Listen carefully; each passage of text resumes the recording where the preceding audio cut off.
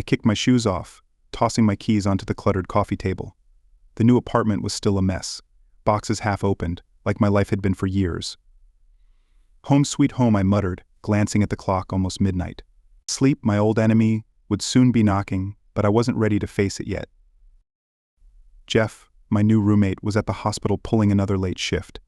He was always busy saving lives while I was here, just trying to survive mine. He had told me he was gay the first day we met, said it like it was nothing. Hope that's not a problem, he had added casually. It wasn't. At least I didn't think it was. I hadn't really thought about it much at all. I flopped onto the couch, staring at the ceiling. Nights like these were the worst when the quiet creeped in and my mind started playing tricks. I thought about grabbing a beer, maybe two, but the meds didn't mix well with alcohol. Instead, I reached for my phone, scrolling mindlessly, hoping to distract myself from the anxiety bubbling just below the surface. But it didn't work. My thoughts drifted to the last few years' insomnia, night terrors, sleepwalking. The whole nightmare. I'd seen doctors, tried therapy, even the heavy-duty pills that knocked me out cold. But nothing worked for long. It was like trying to put a Band-Aid on a bullet wound. My phone buzzed. It was Jeff, a quick text to say he'd be home late. Don't wait up, it read. I tossed the phone aside, rubbing my temples. My brain was wired, every sound in the apartment amplified. I wasn't going to sleep tonight, I knew it. I got up and started pacing, the same way I did every night when sleep refused to come. The apartment was too quiet, too still, like something was about to jump out from the shadows. It's just the meds, I told myself, but it didn't stop the shiver that crawled up my spine. Suddenly, a thought hit me. Had I locked the door? I rushed to the front door, yanking the knob. Locked. I laughed at myself, but it was hollow. The paranoia was getting worse. I needed to calm down, but nothing helped. I threw myself onto the bed, frustrated. Just sleep, damn it, I whispered to the ceiling. But I knew better.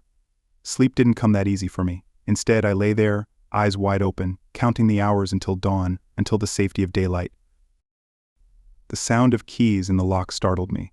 I must have dozed off for a second. Jeff walked in, looking exhausted, his scrubs wrinkled. Hey, you're up, he said, surprised. Yeah, couldn't sleep, I replied, trying to sound casual, but my voice cracked a bit. Jeff nodded, tossing his bag onto the chair. Rough night. You could say that I wanted to say more, but I didn't.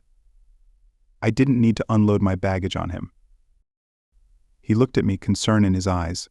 You ever try melatonin? Worked wonders for me back in med school. Yeah, tried it. No luck, I shrugged it off, hoping he wouldn't press. Jeff sighed, running a hand through his hair. Well, if you ever need anything, you know where to find me. I nodded, grateful for the offer, but knowing it wouldn't help. As he headed to his room, I wondered how long I could keep this up, pretending everything was fine when it was far from it. I heard Jeff's door close, and the apartment was quiet again. Too quiet. I pulled the blanket over my head, squeezing my eyes shut, praying for sleep that I knew wouldn't come. The days blurred together, each night a battle I was losing. Jeff and I settled into a routine, passing like ships in the night. He was always busy, saving lives, while I wrestled with my own demons alone. We exchanged pleasantries, small talk about work and life, but never ventured into deeper waters. That was fine by me. The less he knew, the better. One night, after another failed attempt to sleep, I found myself on the couch, eyes fixed on the TV, though I wasn't really watching. My mind was a mess, thoughts bouncing around like a pinball machine.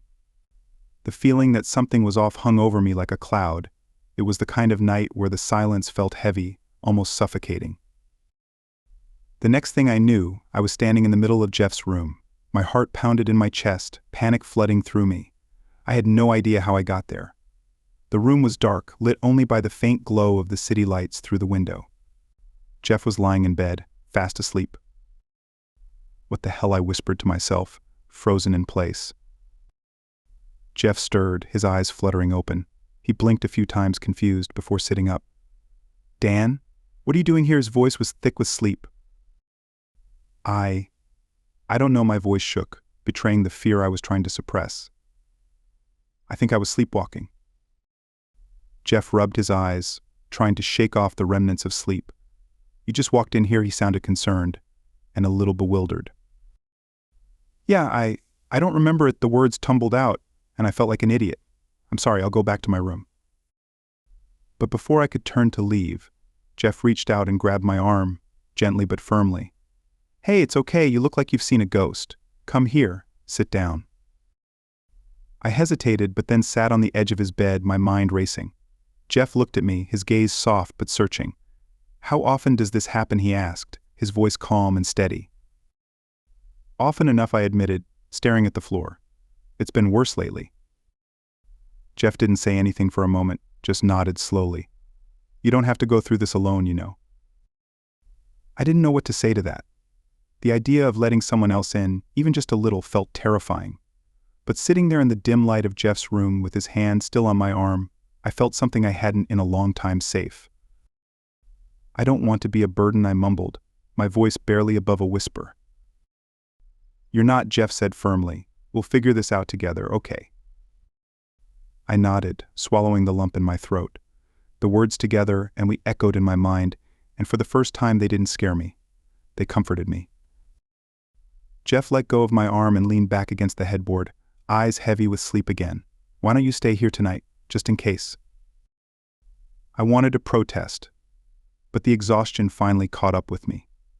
"Okay," I whispered, sliding under the covers. The bed was warm, and Jeff's presence was oddly soothing. I closed my eyes, listening to the sound of his breathing. For the first time in what felt like forever, I fell asleep without fear. No nightmares, no night terrors, just sleep. And when I woke up, the sun was shining through the window, and Jeff was still asleep beside me. But something was different. I didn't feel the usual dread when I opened my eyes. Instead, there was a sense of calm that I couldn't explain. I slipped out of bed quietly, careful not to wake Jeff, and tiptoed back to my room. I closed the door behind me, leaning against it, trying to process what had just happened. I should have been freaked out, panicked even. But all I felt was a strange sense of peace, like maybe, just maybe, I wasn't as alone in this as I thought. The morning after my unexpected stay in Jeff's bed, I couldn't shake the weird sense of calm that had settled over me. It was like something inside me had clicked, but I didn't know what it meant yet. I went about my day, trying to keep busy, but my thoughts kept drifting back to the night before. It wasn't just the sleepwalking that had me on edge, it was how comfortable I'd felt with Jeff, how natural it had been to just stay there.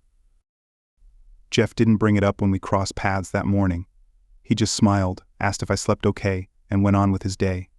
It was like nothing had happened, and that should have been a relief, but it wasn't.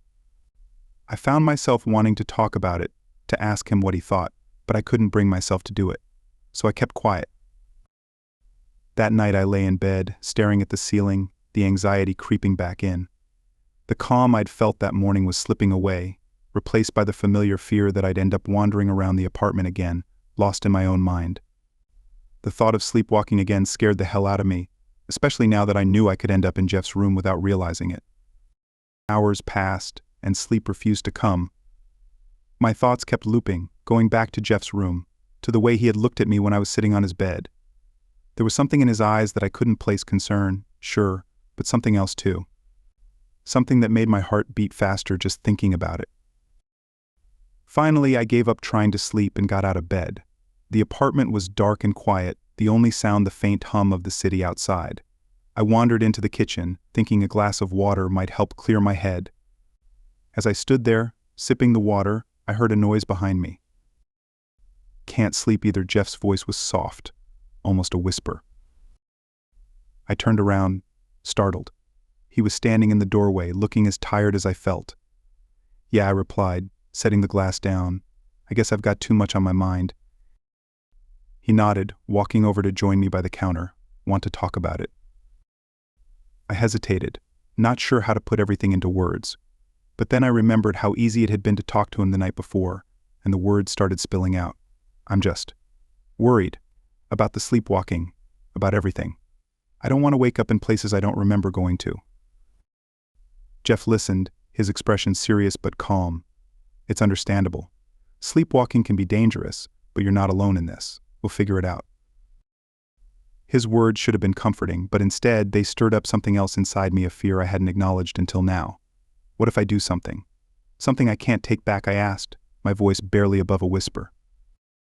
Jeff frowned, confused. Like what? I took a deep breath, trying to steady myself. What if I hurt someone, or myself, or I trailed off, unable to finish the thought. Jeff reached out, placing a hand on my shoulder. You're not going to hurt anyone, Dan, and you're not going to hurt yourself. You've got people who care about you. You've got me. The sincerity in his voice caught me off guard. I looked up at him, our eyes locking in the dim light. For a moment, everything else fell away, the fear, the anxiety, the confusion. All I could see was Jeff, standing there, solid and real, offering me something I hadn't realized I needed so badly: reassurance. Thanks, I mumbled, feeling a blush creep up my neck. I wasn't used to this, to someone being there for me in such a real way. Jeff smiled, his hand still on my shoulder. Anytime. We stood there in silence for a few moments, the tension between us thick enough to cut with a knife. I wanted to say more, to tell him how much his words meant to me, but the words got stuck in my throat. Instead, I just nodded, letting him know I appreciated it. Finally, Jeff broke the silence. Come on, let's get you back to bed. I'll stay up for a while just in case. I didn't argue. The idea of Jeff being nearby was more comforting than I wanted to admit.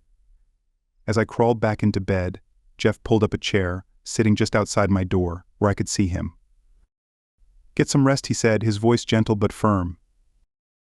I closed my eyes, trying to relax, knowing he was just a few feet away.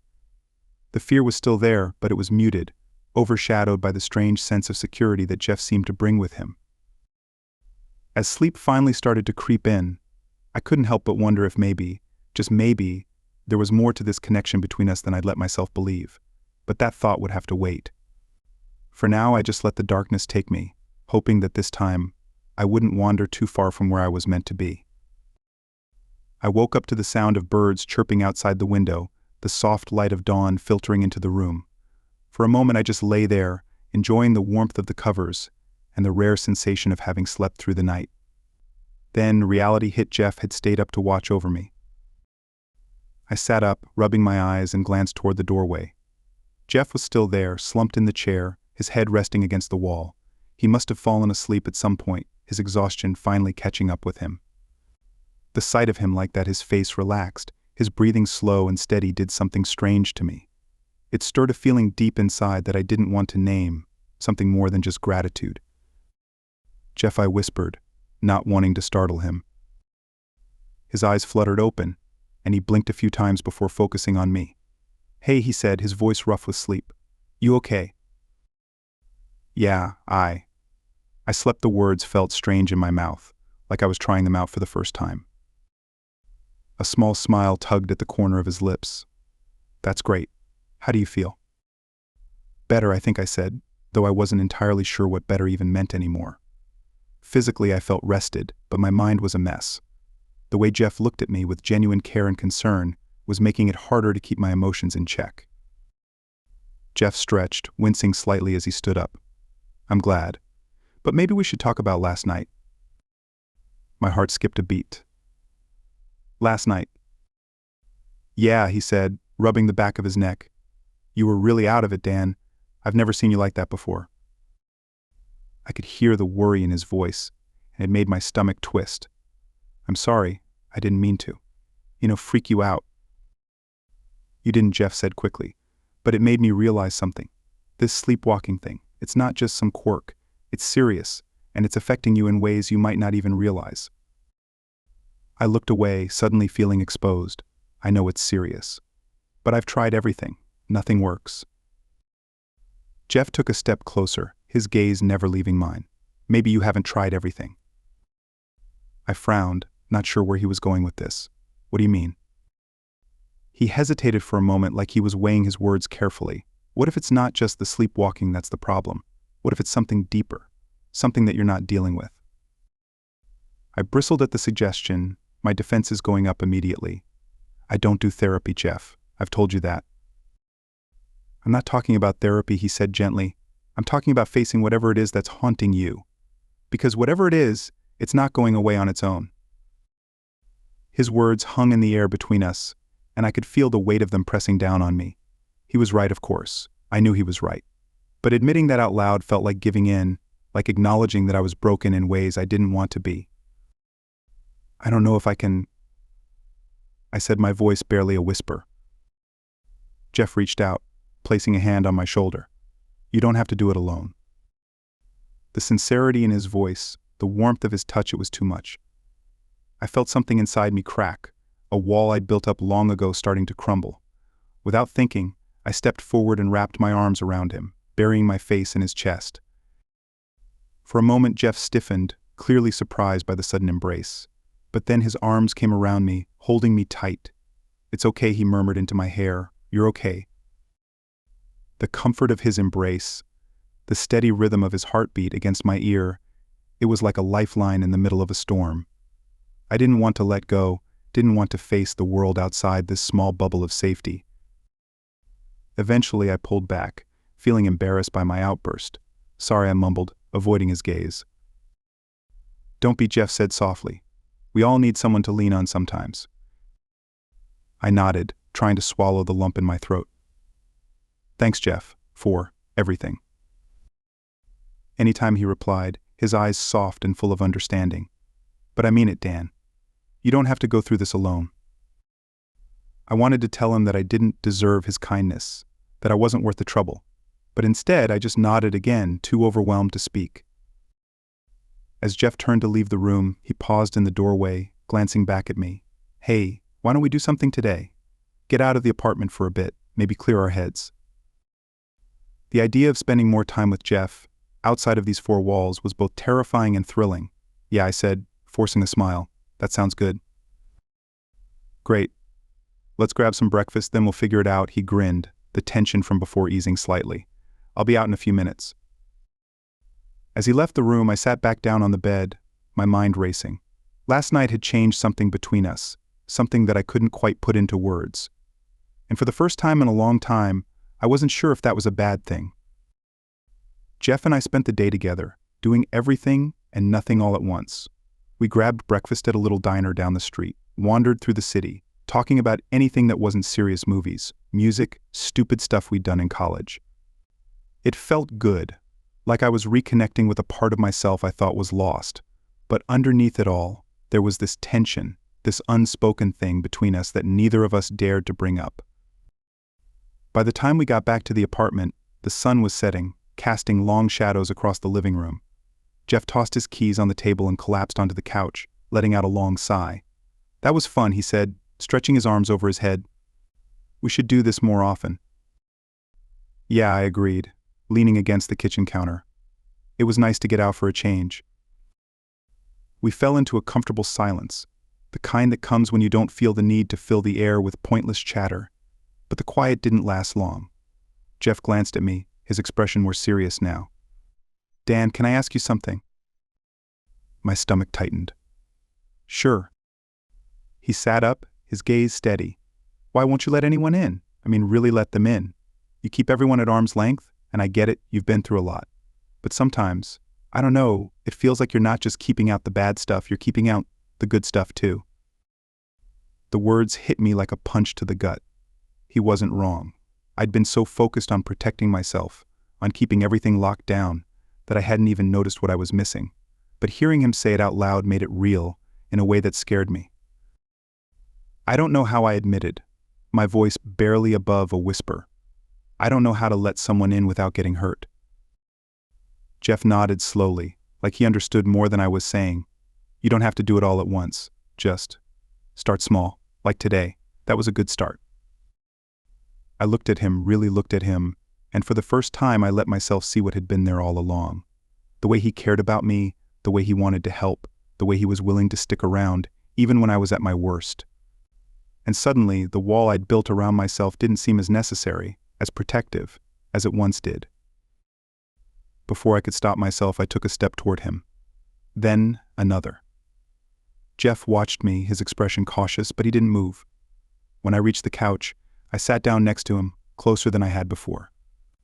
I'm scared, I said, the words tumbling out before I could think them through. I'm scared of what this means, of what I'm feeling. Jeff's eyes softened, his hand reaching out to cover mine. You don't have to be scared, Dan. Whatever this is, we'll figure it out together. One step at a time. His hand was warm, grounding me in a way that nothing else had. I took a deep breath, trying to steady myself. I don't know what I'm doing, I confessed, feeling more vulnerable than I ever had before. Neither do I, Jeff admitted with a small laugh. But we'll figure it out, I promise. And then, before I could second-guess myself, I leaned in and kissed him. It wasn't planned, wasn't even something I'd thought I'd ever do, but in that moment it felt like the most natural thing in the world.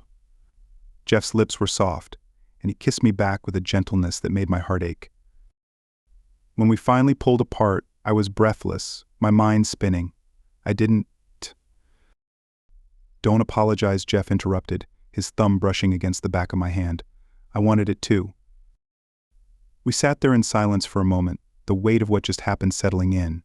It was terrifying and exhilarating all at once. So, what now, I asked, not sure what came next. Jeff smiled, a real, genuine smile that made something in my chest loosen. Now we take it one day at a time. No pressure, no expectations, just us, figuring it out as we go.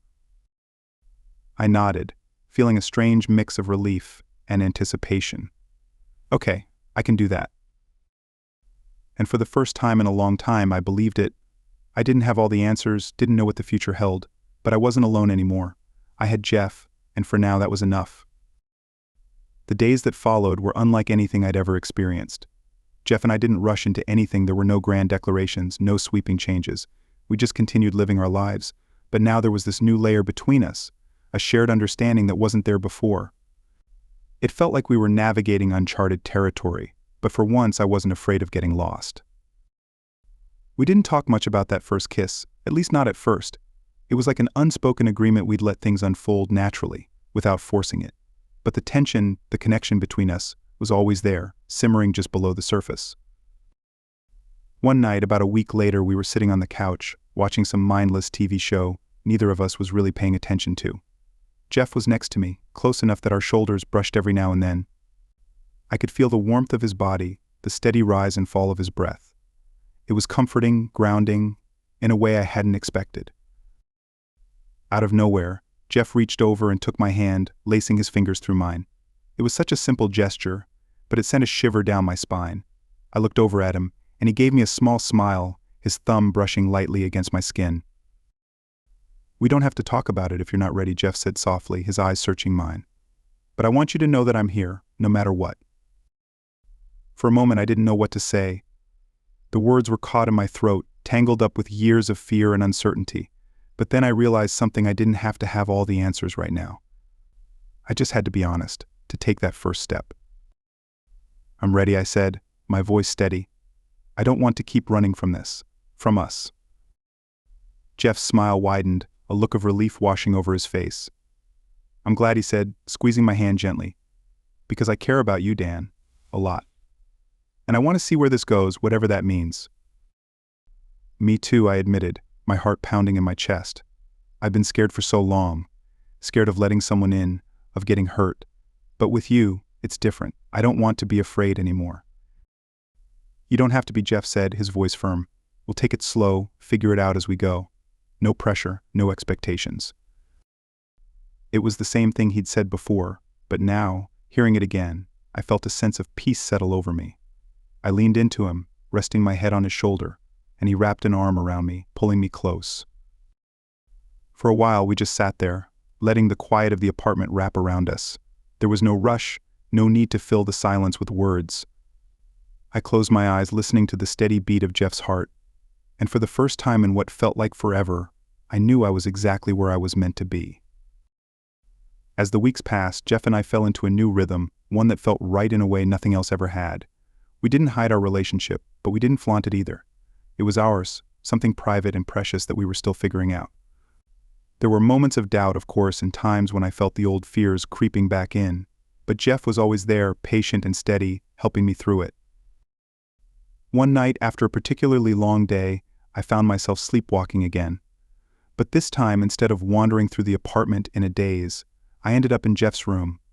I woke up with a start, finding myself curled up next to him, his arm draped protectively over me. "Hey," Jeff murmured, half asleep, his voice thick with grogginess. "You okay?" Yeah, I whispered, feeling a wave of calm wash over me. I'm okay. And I meant it. For the first time, the sleepwalking didn't scare me. Being with Jeff, knowing he was there, made all the difference. It was like the nightmares that had haunted me for so long were finally starting to lose their grip. As I lay there, listening to the sound of Jeff's breathing, I realized that I wasn't just surviving anymore, I was living. And it wasn't perfect, wasn't some fairy tale where everything magically fell into place.